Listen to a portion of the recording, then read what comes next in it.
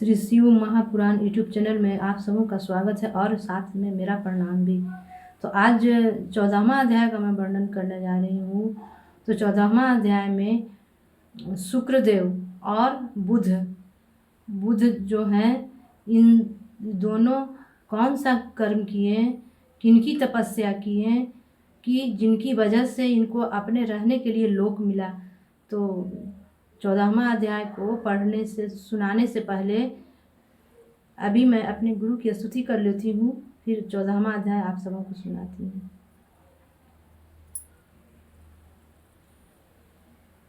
गुरुर्ब्रह्मा गुरुर्विष्णु गुरुर्देवो महेश्वरः गुरुर्साक्षात् परब्रह्म तस्मै श्री गुरवे नमः।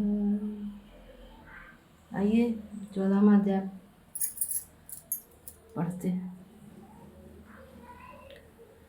ब्रह्मा जी ने कहा, हे नारद, नक्षत्र लोक से 2 लोक योजन ऊपर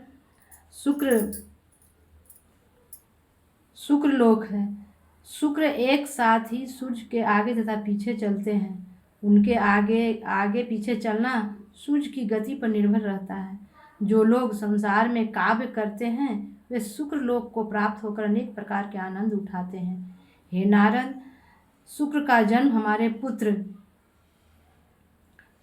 यानी ब्रह्मा जी के पुत्र भृगु के द्वारा हुआ था। उन्होंने काशी जी में जाकर शिव जी का कठिन तप किया।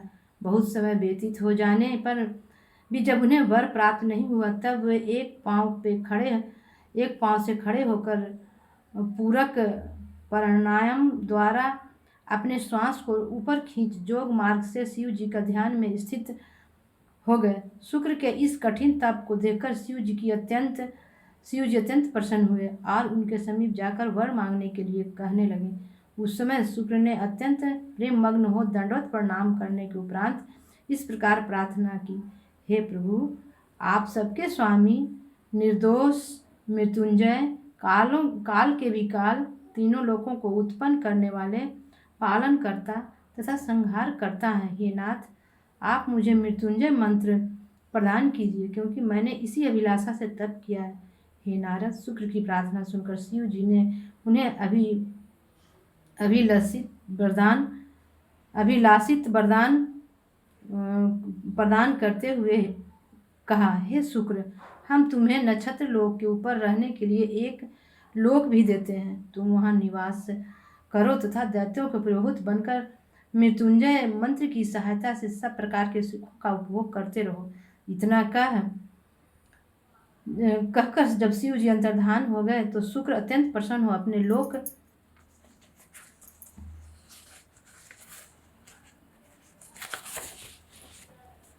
लोक आकर रहने लगे। वे भगवान सदाशिव का हर समय स्मरण किया करते हैं तथा उन्हीं की सेवा में संलग्न रहते हैं। हे नारद, शुक्र लोक से 2 लाख योजन ऊपर बुध लोक है। वह लोक संपूर्ण सुखों की खान तथा विचित्र मंदिरों से सुशोभित है। वहाँ चंद्रमा के पुत्र बुध भगवान सदाशिव का ध्यान करते हुए निवास करते हैं। हे नारद, तीनों लोकों में प्रशंसा प्राप्त करके चंद्रमा को अत्यंत अहंकार हो गया। तब कामदेव के प्रभाव से एक बार उनकी बुद्धि भ्रष्ट हो गई और वे अपने गुरु बृहस्पति की पत्नी को भगाकर अपने घर ले आए। पहले तो वह बृहस्पति ने ही चंद्रमा से अपनी पत्नी लौटा देने के लिए कहा, परंतु जब चंद्रमा ने उनकी बात नहीं मानी तब वे भगवान सदाशिव की शरण में गए। उस समय बृहस्पति का पक्ष लेकर शिव जी चंद्रमा से लड़ने के लिए आए और चंद्रमा का पक्ष लेकर सभी दैत्य युद्ध करने को तैयार हो गए। उस समय दोनों पक्षों में घोर युद्ध हुआ। जब शिव जी ने चंद्रमा को मारने के लिए अपना त्रिशूल उठाया, उस समय मैंने तथा विष्णु जी ने चंद्रमा को बहुत कुछ समझाया। निदान हम लोग बृहस्पति की पत्नी तारा को चंद्रमा के घर से निकाल कर शिव जी की शरण में ले गए। तब शिव जी ने बृहस्पति को उनकी पत्नी सौंपते हुए अपना क्रोध शांत किया। हे नारद, जब बृहस्पति ने तारा को गर्भवती देखा तो अत्यंत क्रुद्ध होकर यह आज्ञा दी कि हे तारा, तुम इस गर्भ को तुरंत गिरा दो। यह सुनकर तारा ने अपने गर्भ को गिरा दिया। उससे एक अत्यंत सुंदर पुत्र उत्पन्न हुआ। उस बालक को देखकर बृहस्पति तथा चंद्रमा दोनों ही उसे प्राप्त करने की चेष्टा करने लगे। जब दोनों में विवाद बढ़ा तो यह निर्णय किया गया कि तारा से ही इस संबंध में पूछा जाए कि यह किसका बालक है। तारा ने लज्जा के वशीभूत होकर उन दोनों से तो कुछ नहीं कहा, परंतु जब मैंने पूछा तो उसने बताया कि यह बालक चंद्रमा के वीर्य से है। हे नारद, जब यह ज्ञात हो गया कि वह बालक चंद्रमा के वीर्य से उत्पन्न हुआ है तो बृहस्पति ने कुछ नहीं कहा। तदुपरांत चंद्रमा ने प्रसन्न होकर उस बालक को उठा लिया तथा उसको अत्यंत बुद्धिमान देखकर उसका नाम बुध रख दिया। बड़े होकर बुध ने काशी जी में जाकर अत्यंत कठिन तप किया। जब शिव जी ने उसके समीप पहुंचकर वरदान मांगने के लिए कहा, तब वह दंडवत प्रणाम करने के उपरांत इस प्रकार बोला, हे प्रभु, आप अनाथों के नाथ हैं। आपने कृपा करके मुझे अपना दर्शन दिया, इससे बढ़कर और क्या बात हो सकती है। अब आप जो चाहें वह वर मुझे देने की कृपा करें। यह सुनकर शिव जी ने अत्यंत प्रसन्न हो बुध को ग्रह का पद देते हुए रहने के लिए एक लोक प्रदान किया।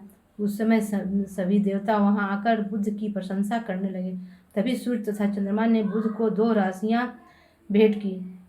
इसके उपरांत जब शिव जी ने अंतर्धान होकर तब बुध अपने लोक में आकर सुखपूर्वक निवास करने लगे। हे नारद, बुधलोक के 2 लाख योजन ऊपर भौम लोक है। वहाँ 3 पक्ष तक एक राशि पर रहने वाले मंगल स्थित है। उनकी कथा इस प्रकार है, जिस समय सती ने दक्ष के जग में जाकर अपना शरीर त्यागा तथा शिव जी की दक्ष का जग विध्वंस करने के उपरांत सती के वियोग में व्याकुल हो सब वस्तुओं से मुख मोड़ श्वास चढ़ा कठिन तप करने में प्रवृत्त हुए। उससे कुछ समय बाद तप की समाप्ति पर उनके मस्तक से पसीने की एक बूंद पृथ्वी पर गिर पड़ी। उस बूंद द्वारा उस बालक का जन्म हुआ, जिसका रंग कुंदरू फल के समान लाल था।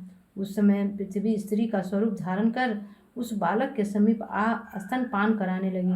तब शिव जी ने प्रसन्न होकर पृथ्वी से यह कहा, हे पृथ्वी, यह बालक हमारे पसीने की बूंद से उत्पन्न हुआ है। अस्तु तुमने इसे अपना दूध पिलाया, अस्तु हम यह बालक तुम्ही को दिए देते हैं। शिव जी के मुख से यह वचन सुनकर पृथ्वी अत्यंत प्रसन्न हुई तथा उस बालक का पालन पोषण करने लगी। हे नारद, भौम ने भी काशी जी में जाकर शिव जी का अत्यंत कठिन तप किया। तदुपरांत जब शिव जी उसे वरदान देने के लिए पहुंचे, उस समय उसने दंडवत प्रणाम करते हुए यह प्रार्थना की, हे प्रभु, आपके चरित्रों का पार किसी ने नहीं पाया है। यह सुनकर शिव जी ने प्रसन्न होकर कहा, हे भौम, हम तुम्हें तीसरा ग्रह नियुक्त करते हैं। तुम्हारा स्थान बुध लोक के ऊपर होगा। तुम वहां रहकर सदैव प्रसन्नता प्राप्त करोगे। इतना कहकर जब शिव जी अंतर्धान हो गए, तब भौम अपने लोक में रहकर भगवान सदाशिव के चरणों का ध्यान करते हुए दिन रात उनके पूजन में संलग्न रहे। नारद, भौम लोक से 2 लाख योजन ऊपर बृहस्पति लोक है।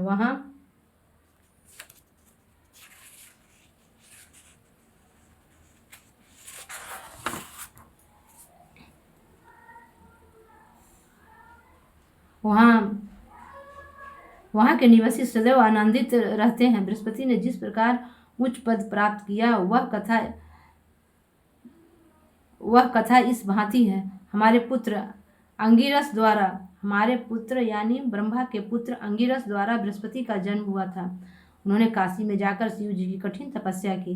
तब शिव जी ने उन्हें प्रसन्न होकर यह वर दिया, हे बृहस्पति, हम तुम्हें समस्त देवताओं का गुरु एवं ग्रह नियुक्त करते हैं। आज से तुम देव पुरोहित एवं आचार्य के नाम से प्रसिद्ध होगे। इतना कहकर जब शिव जी अंतर्धान हो गए, तब बृहस्पति अपने लोक में आकर देवताओं के गुरु बन सुखपूर्वक निवास करने लगे। हे नारद, बृहस्पति के लोक से 2 लाख योजन ऊपर शनैश्चर लोक है। वहाँ सूर्य के पुत्र शनैश्चर सुखपूर्वक निवास करते हैं तथा भगवान सदाशिव की स्तुति करते हुए यह कहते हैं, हे प्रभु, आप परम गति को देने वाले दीन दयालु भक्त वत्सल एवं तथा संपूर्ण सृष्टि के स्वामी हैं। इस प्रकार शनैश्चर शिव जी की कास्मरण एवं कीर्तन करते सदैव आनंदित बने रहते हैं। वे एक राशि पर 2.5 वर्ष तक रहते हैं, क्योंकि उनकी गति अत्यंत मंद है। उनकी दृष्टि जिस पर पड़ जाती है उसे बड़ा दुख मिलता है। हे नारद, शनैश्चर जो उच्च पद पाया उसका वृत्तांत इस प्रकार है कि कश्यप के पुत्र सूर्य द्वारा छाया के गर्भ से जो सूर्य की पत्नी है शनैश्चर का जन्म हुआ था। शनैश्चर अपनी दृष्टि को सदैव नीचे की ओर झुकाए हुए अपना मुख देखा करता था, ताकि उनकी दृष्टि किसी के ऊपर न पड़ जाए। यदि कहीं वे अपनी दृष्टि ऊपर उठा दे तो संपूर्ण सृष्टि के नष्ट होने में कोई संदेह नहीं रह जाएगा। उन्होंने भी काशी में जाकर शिव जी का अत्यंत कठिन तप किया था।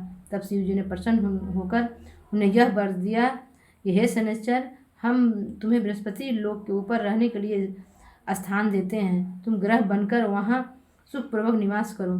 तब से भगवान सदाशिव की आज्ञा अनुसार शनैश्चर अपने लोक में आकर रहने लगे।